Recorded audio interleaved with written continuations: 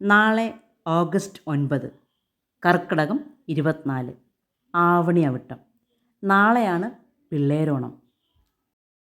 എത്ര പേർ ഓർത്തു നാളെയാണ് പിള്ളേരോണമെന്ന്? എല്ലാവർക്കും ദീപാലക്ഷ്മി ടോക്സിലേക്ക് സ്വാഗതം. വളരെ കാലം മുമ്പ് ഒരു ശരാശരി മലയാളി മലയാള മാസമായ കർക്കിടകം ഭയപ്പെട്ടിരുന്നു. അക്കാലത്ത് തുടർച്ചയായ മഴ പെയ്യുന്ന സമയമായിരുന്നതിനാൽ മഴയും വെള്ളപ്പൊക്കവും അതേ തുടർന്നുണ്ടാകുന്ന സാംക്രമിക രോഗങ്ങളും ഉണ്ടാകുന്ന സമയം. എല്ലാവരും ആ മാസം കഴിയുന്നതിനും പൊന്നിൻ ചിങ്ങമാസം പുലരുന്നതിനും വേണ്ടി കാത്തിരുന്നു. ചിങ്ങം പ്രതീക്ഷയും സമൃദ്ധിയുടെയും കാലമായിരുന്നു. എന്നാൽ കർക്കിടകത്തിലെ ഏറ്റവും വിശേഷപ്പെട്ട ദിവസം, കർക്കിടകത്തിലെ തിരുവോണം, അതാണ് പിള്ളേരോണം. കുട്ടികൾക്കായി ആഘോഷിക്കുന്ന ഒരു മിനി ഓണം. തെക്കൻ കേരളത്തിൽ കർക്കിടക മാസത്തിലാണ് സാധാരണയായി പിള്ളേരോണം ആഘോഷിക്കുന്നത്.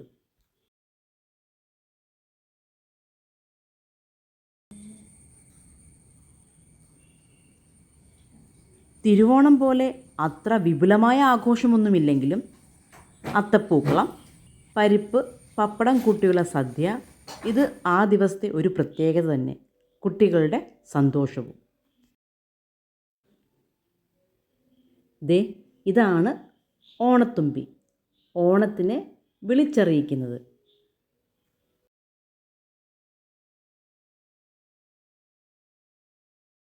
സാമൂതിരിയുടെ ഭരണകാലത്ത് തിരുനാവായിൽ മാമാങ്കം അരങ്ങേറിയത് പിള്ളേരോണം മുതലുള്ള ദിവസങ്ങളിലായിരുന്നു എന്ന് പറയപ്പെടുന്നു.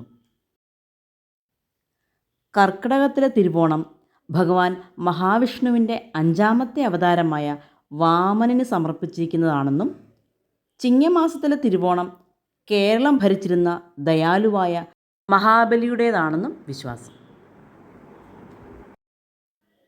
പഴമക്കാരുടെ അഭിപ്രായത്തിൽ തൃക്കാക്കര ക്ഷേത്രത്തിലെ ഓണാഘോഷങ്ങൾ കർക്കിടകത്തിലെ തിരുവോണ ദിവസം ആരംഭിച്ച് ഓണത്തിന് ശേഷം 28 ദിവസം കൂടി തുടരുമായിരുന്നു.